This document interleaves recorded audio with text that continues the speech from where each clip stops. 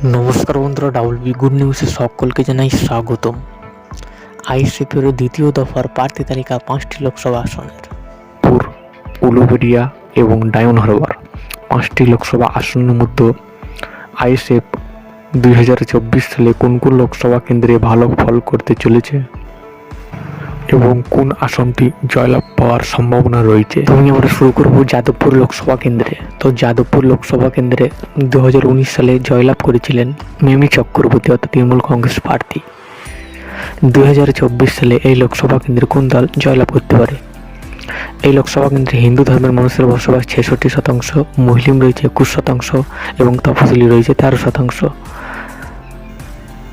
এই লোকসভা কেন্দ্রে অর্থাৎ সিপিআইএমের হয়ে প্রতিদ্বন্দ্বিতা করছেন সৃজন ভট্টাচার্য এবং আইএসএফের হয়ে প্রতিদ্বন্দ্বিতা করছেন নূর আলম খান এবং তৃণমূল কংগ্রেসের হয়ে প্রতিদ্বন্দ্বিতা করছেন শাহিনী ঘোষ এবং বিজেপির টিকিটে প্রার্থী হয়েছেন অনির্বাণ গাঙ্গুলি। চারমুখী লড়াই অর্থাৎ চতুর্মুখী লড়াই। তো 2024 সালে কোন দল জয়লাভ করতে পারে? সৃজন ভট্টাচার্য পেতে পারে 33% ভোট, আইএসএফ প্রার্থী পেতে পারে 16% ভোট, শাহিনী ঘোষ পেতে পারে 35% ভোট, অনির্বাণ গাঙ্গুলি পেতে পারে 16% ভোট।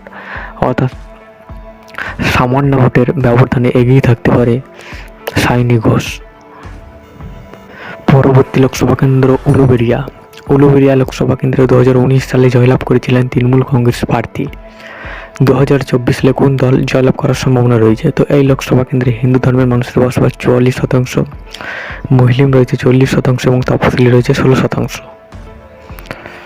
তো এই লোকসভা কেন্দ্রে 2024 সালে ত্রিমুখী লড়াই। আইএসএফের হয়ে প্রতিদ্বন্দ্বিতা করছেন মফিকুল ইসলাম এবং তৃণমূল কংগ্রেসের হয়ে প্রতিদ্বন্দ্বিতা করছেন শাস্তা আহমেদ, বিজেপির হয়ে প্রতিদ্বন্দ্বিতা করছেন উদয়ন পাল। 2024-এ আইএসএফ প্রার্থী পেতে পারে 46% ভোট, শাস্তা আহমেদ পেতে পারে 44% ভোট অর্থাৎ উদয়ন পাল পেতে পারে 10% ভোট। 2024 সালে এগিয়ে থাকতে পারে মফিকুল ইসলাম আইএসএফ প্রার্থী। পরবর্তী লোকসভা কেন্দ্র বালুরঘাট লোকসভা আসনে 2019 সালে জয়লাভ করেছিলেন সুকান্ত মজুমদার বিজেপি প্রার্থী।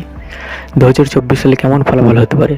তো এই লোকসভার মধ্যে হিন্দু ধর্মের মানুষের বসবাস 57%, মুসলিম রয়েছে 33% এবং তপশিলি রয়েছে 10%। 2024 সালে এখান থেকে চতুর্মুখী লড়াই।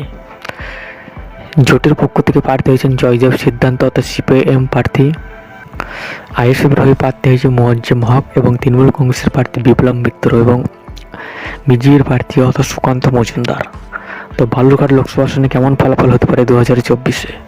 জয়দেব সিদ্ধান্ত অর্থাৎ জোটের প্রার্থী পেতে পারে 40%, আইএসএফ প্রার্থী পেতে পারে 7% এবং বিপ্লব মিত্র পেতে পারে 16%, সুকান্ত মজুমদার পেতে পারে 33%। এগিয়ে থাকতে পারে জোটের প্রার্থী। পরবর্তী লোকসভা কেন্দ্র ব্যারাকপুর লোকসভা কেন্দ্রে 2019 সালে জয়লাভ করেছিলেন অর্জুন সিং বিজেপি প্রার্থী। তো এই লোকসভার মধ্যে হিন্দু ধর্মের বসবাস 60%, মুসলিম রয়েছে 35% এবং তপশিলি রয়েছে 15%। 2024 সালে এখান থেকে ত্রিমুখী লড়াই। আইএসএফ প্রার্থী অর্থাৎ জামির হোসেন পেতে পারে 23% ভোট, পার্থ ভৌমিক তৃণমূল কংগ্রেস প্রার্থী পেতে পারে 48% ভোট, অর্জুন সিং পেতে পারে 29% ভোট। 2024 সালে ব্যারাকপুর আসন থেকে এগিয়ে থাকতে পারে পার্থ ভৌমিক। পরবর্তী লোকসভা কেন্দ্র ডায়মন্ড হারবার লোকসভা কেন্দ্রে 2024-এ হাড্ডাহাড্ডি লড়াই, চতুর্মুখী লড়াই। 2024-এ আইএসএফের হয়ে প্রতিদ্বন্দ্বিতা করছেন মজনু লস্কর, জোটের পক্ষ থেকে প্রার্থী হয়েছেন প্রতিকুর রহমান এবং তৃণমূল কংগ্রেস প্রার্থী অভিষেক বন্দ্যোপাধ্যায়। 2019 সালে জয়লাভ করেছিলেন অভিষেক বন্দ্যোপাধ্যায়। 2024-এ আইএসএফ প্রার্থী পেতে পারে 36% ভোট, প্রতিকুর রহমান পেতে পারে 10% ভোট, অভিষেক বন্দ্যোপাধ্যায় পেতে পারে 39% ভোট, বিজেপি প্রার্থী পেতে পারে 15% ভোট।